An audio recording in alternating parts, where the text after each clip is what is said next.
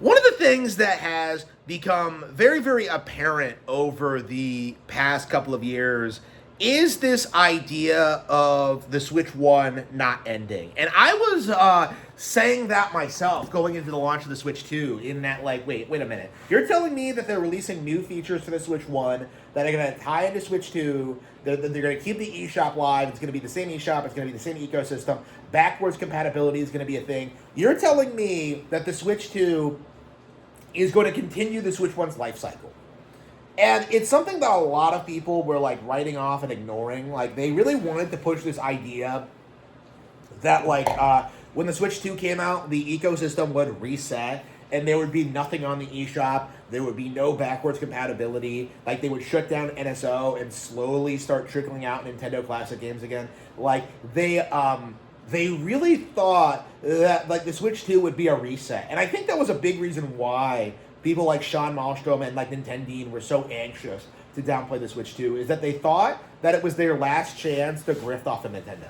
They really thought that if they could get the Switch 2 to be like, to fail and to be a meme and to like be the next Virtual Boy, that they would be able to like, grift off the company for like another 20 years. Okay, they really thought that was what was going to happen. But like, what we got instead was a console that improves on the Switch 1 ecosystem, that adds things, that like does things for them, that like improves the eShop. Okay, they keep releasing new games on the Switch 2. They're producing new games on the Switch 2, but the Switch 1 is still very, very much relevant. Not only is it still on store shelves, like the servers are still up, the eShop is still up, people are still buying like Switch 1 games, and occasionally they're upgrading them and putting them on Switch 2. So, getting the Switch 2 versions. So what we're seeing, essentially, is that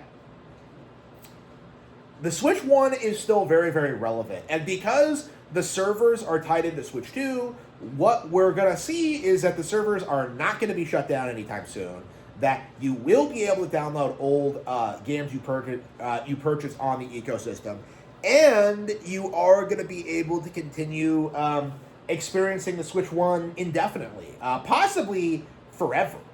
We'll have to see exactly how this is going to work, because I'm sure at some point, like, the Nintendo eShop is going to be replaced. But the simple fact of the matter is, the narrative that people had that like you would have to constantly rebuy your old Nintendo games, that's done. Okay, like, Nintendo games are tied into your Nintendo account now. They're cross-generational. They have successfully jumped from Switch 1 to Switch 2.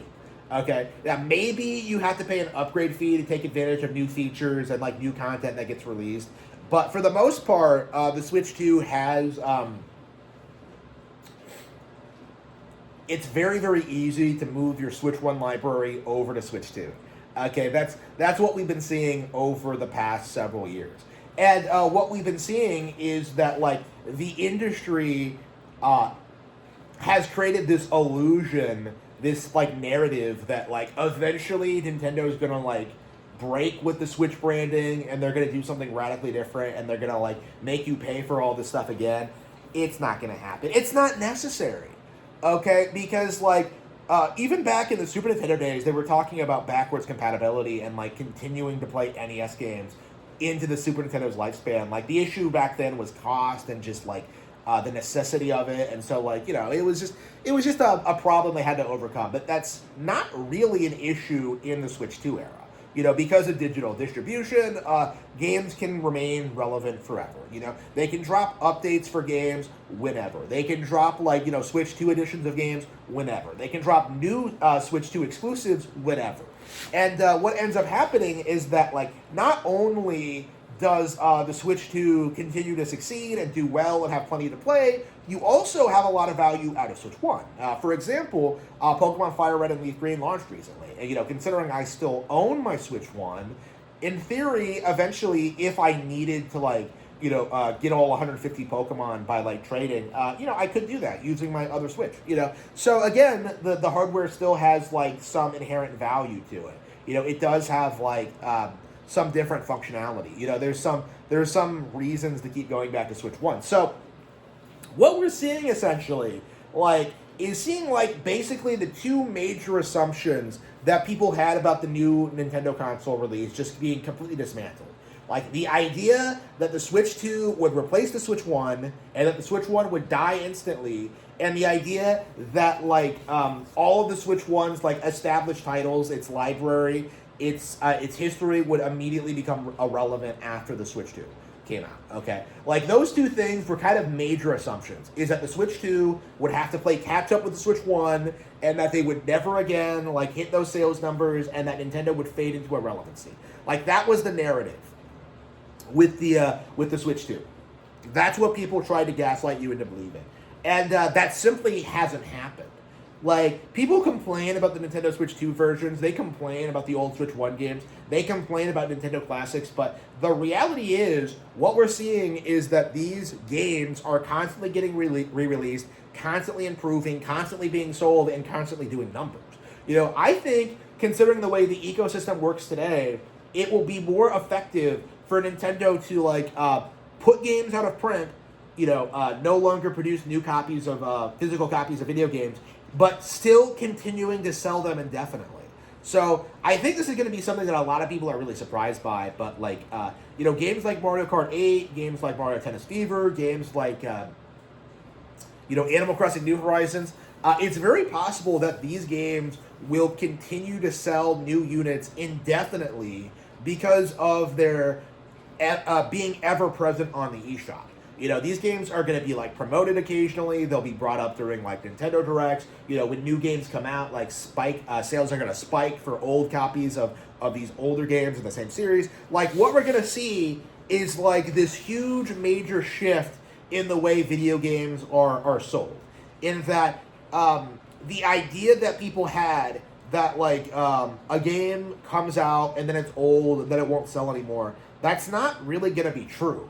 Because a Nintendo game could come out, sell, like, say, like, 1 million units, and as we've seen with Prime 4, will continue to sell, like, 10 to 20,000 units, you know, monthly, and constantly just rack up those numbers until they hit, like, 2 or even 3 million, you know, and onward, okay? We're going to see more and more of this going forward, is that because of, like, the rise of digital distribution and the end of physical media, like, it's going to become easier to keep, like, games like this ever present on the eShop, and to keep them, like, on board with the new console. So, right from the get-go, the narrative that people had that there was nothing to play on Switch 2 was a complete lie. Because not only did we get the day one releases of a number of exclusive titles, a number of third-party games that had never before been released on Nintendo consoles, not only did we get Nintendo Switch 2 versions of games, but we also had the entire back catalog of Nintendo Switch 1. So people like me went back and played games like Tales of Vesperia, or like Fatal Frame 4, games that technically launched on Switch 1, but have retained their relevancy and have just proven themselves to be these very monumental, successful games that will continue to be relevant indefinitely. You know, that's what we're going to be seeing a lot of going forward, is that more and more people are going to be exposed to Nintendo's various IPs over the years, and will continue to buy and consume them. And like, we're at the point now where it is completely impossible to suggest that a Nintendo console has no games. Like, that is something that I've been saying since the generation started, and it's become more and more apparent, like, over the past several months. But Nintendo Switch 1 is very, very relevant.